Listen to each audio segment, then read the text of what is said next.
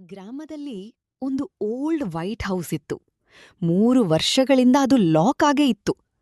ಆ ಮನೆಯ ಬಗ್ಗೆ ಊರಿನಲ್ಲಿ ಒಂದು ಮಾತು ಹರಡಿತ್ತು.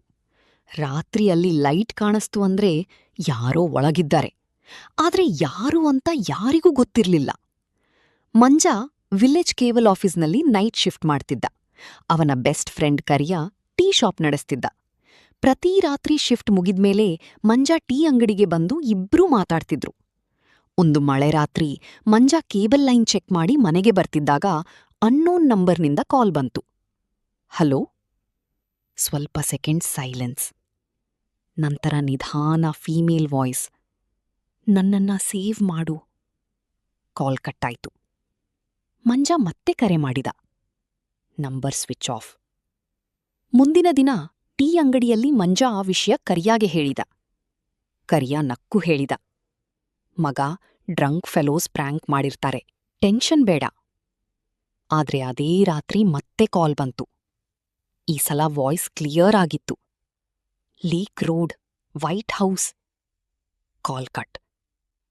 ಮಂಜ ಸೀರಿಯಸ್ ಆಯ್ತು. ಯಾಕಂದ್ರೆ ಲೇಕ್ ರೋಡ್ ಕೊನೆಯಲ್ಲಿರೋ ವೈಟ್ ಹೌಸ್ ಬಗ್ಗೆ ಊರಿನಲ್ಲಿ ಹಲವು ಸ್ಟೋರೀಸ್ ಇದ್ದವು. ಆ ರಾತ್ರಿ ಮಂಜ ಒಬ್ಬನೇ ಬೈಕ್ ತೆಗೆದುಕೊಂಡು ಅಲ್ಲಿಗೆ ಹೋದ. ಮಳೆ ಜಾಸ್ತಿ, ಕರೆಂಟ್ ಇಲ್ಲ. ಹೌಸ್ ಡೋರ್ ಹಾಫ್ ಓಪನ್ ಇತ್ತು. ಒಳಗೆ ಫುಲ್ ಡಸ್ಟ್, ಹಳೆಯ ಫರ್ನಿಚರ್. ಆದ್ರೆ ಹಾಲ್ನಲ್ಲಿ ಮಾತ್ರ ಓಲ್ಡ್ ಟಿವಿ ಆನ್ ಆಗಿತ್ತು.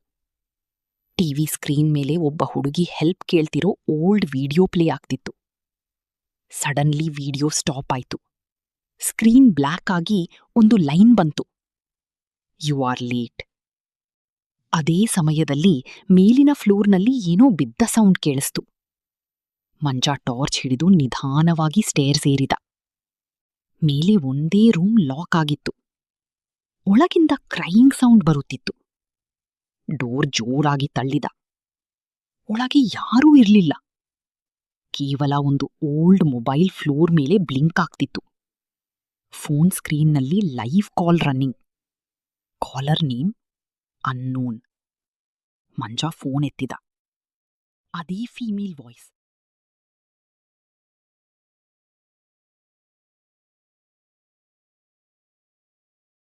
ಹೌಸ್ ಹಿಂದೆ. Call cut. ಮುಂದಿನ ಬೆಳಗ್ಗೆ ಮಂಜ ಮತ್ತು ಕರಿಯ ಪೊಲೀಸ್ ಜೊತೆ ವೈಟ್ ಹೌಸ್ ಹಿಂದೆ ಡಿಗ್ಗಿಂಗ್ ಮಾಡಿದರು.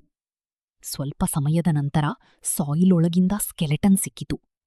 ಪೊಲೀಸ್ ಕೇಸ್ ರಿಓಪನ್ ಮಾಡಿತು. ಆ ದಿನದ ನಂತರ ಅನ್ನೋನ್ ಕಾಲ್ಸ್ ನಿಂತು ಹೋದವು. ಆದ್ರೆ ಇವತ್ತಿಗೂ ಕಮ್ಮರಚೇಡು ವಿಲೇಜ್ ಜನ ಹೇಳೋದು ಒಂದೇ.